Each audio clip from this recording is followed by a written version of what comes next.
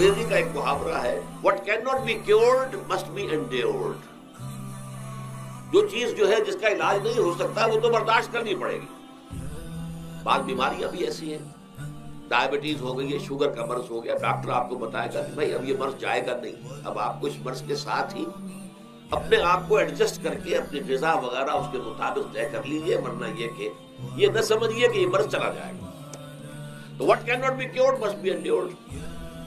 لہذا ان آفت سماوی و ارضی چاہے وہ انفرادی سطح پر متاثر کرتی ہو انسانوں کو اور چاہے اجتماعی سطح پر، اس کا تو علاج ایک ہی ہے. عربی میں بھی ایک محاورہ یہ ہے کہ کسی نے پوچھا تھا کہ بچھو کے کاٹے کا کیا علاج ہے؟ البکاء الی الصباح، رات کو اگر کاٹا ہے کسی بچھو نے تو روتے رہو صبح تک، یہ علاج ہے، اس کا اور کوئی علاج ہے ہی نہیں. تو جو چیز لا علاج ہے اسے برداشت کر. گویا کہ یہاں جو اصل شے ہوگی کہ دنیاوی آفات، عرضی و سماوی آفات، ناگہانی آفات، ناگہانی مصیبتیں، ان کے ضمن میں ہمیں ایسی شے کی ضرورت ہے جو ہمارے اندر برداشت پیدا کرتی ہے، اس کو جھیلنا آسان بنا دے، ہم اس کی وجہ سے بجھ کر نہ رہ جائیں، ہماری ہمتیں جواب نہ دے جائیں، ہمارا ارادہ ختم نہ ہو جائے، ہمارا حوصلہ پست نہ ہو جائے، بلکہ برداشت ہو، جھیلنا ہو، تحمل. ابھی بھٹر صاحب کہہ رہے تھے اللہ تعالیٰ ذرا سا متحمل ہے. میں نے کہا یہ بہت غلط بات کہہ رہے، اللہ بہت متحمل ہے.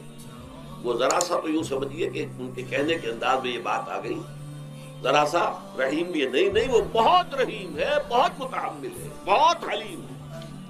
لیکن یہ کہ ہمیں یہ جو آفات سماویہ اور ارضیہ ہیں جو ہمارے اوپر آ جاتی ہیں اللہ کی طرف سے، ان کے ضمن میں ذہنی ایک ایٹیچیوڈ پیدا ہو جائے، سوچ کا ایک خاص رخ بن جائے، انسان کے احساسات ایک خاص طرف پر ڈھل جائیں، تو پھر ان کو برداشت کرنا آسان ہو جاتا ہے.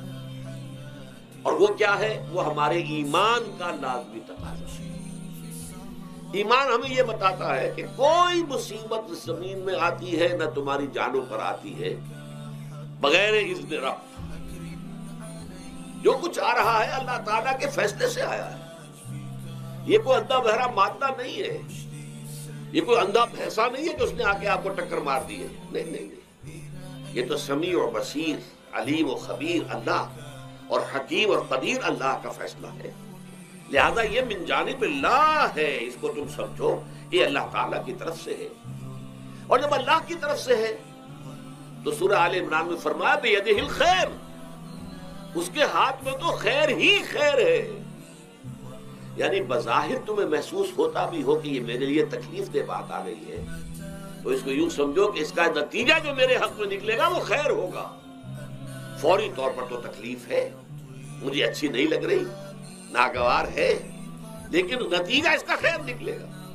جیسے بچہ بیمار ہے، ماں اسے دوا پینے پر مجبور کر رہی، کڑوی دوا ہے، وہ تو سمجھتا ہے مجھ پر بڑا ظلم ہو رہا ہے.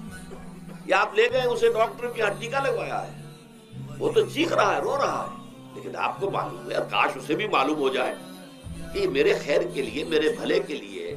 اگر اسے یہ معلوم اور محسوس ہو جائے تو اس کی تکلیف اس کے اندر بہت کمی آ جائے گی، وہ سہار لے گا، اس کو وہ برداشت کرے گا. اس حوالے سے اس کا جو ہمارے دین میں اس کا نام ہے، اس ذہنی کیفیت کا، ان احساسات کا، اسے ہم کہتے ہیں تسلیم و رضا. جو کچھ آ رہا ہے اللہ کی طرف سے آ رہا ہے، لہذا سر تسلیم خم ہے. اے اللہ ہم قبول کرتے ہیں، رضا، ہر حال میں تیری رضا پر راضی، جو تیرا فیصلہ ہے ہمیں بصر و چشم قبول، تسلیم و رضا. ہم بھی تسلیم کی خو ڈالیں گے، بے نیازی تیری عادت ہی صحیح. اللہ تو بے نیاز ہے، لیکن اے اللہ تو ہمارے لیے جو بھی تکلیف کا تو نے فیصلہ کیا، ہم تسلیم کی خو ڈالیں گے، عادت پیدا کر لیں گے اپنے اندر کہ ہر ساقی ماریخ عین الطاف است، کہ میرا ساقی میرے پیالے میں جو کچھ ڈال دے اس کا لطف و کرم ہے. یہ مقام رضا ہے. یہ ایمان کا ایک ایسا تقاضا ہے کہ جس کو ہم کہیں گے ایمان کی حلاوت، ایمان کی مٹھاس. اگر آپ کا منہ کڑوا ہو جائے تو آپ چینی کھاتے ہیں تاکہ منہ کا ذائقہ ٹھیک ہو جائے. اگر تکالیف کی وجہ سے، دکھ کی وجہ سے آپ کے احساسات کے اندر کوئی خرابی پیدا ہو رہی ہے، یہ جو مقام رضا ہے یہ اس کے لیے قند ہے، یہ اس کے لیے چینی ہے، یہ اس کے لیے شہد ہے، یہ اس کی تلخی کو ضائع کر دینے والی شیء ہے کہ اللہ تیری رضا پر راضی، راضی برضا ہے۔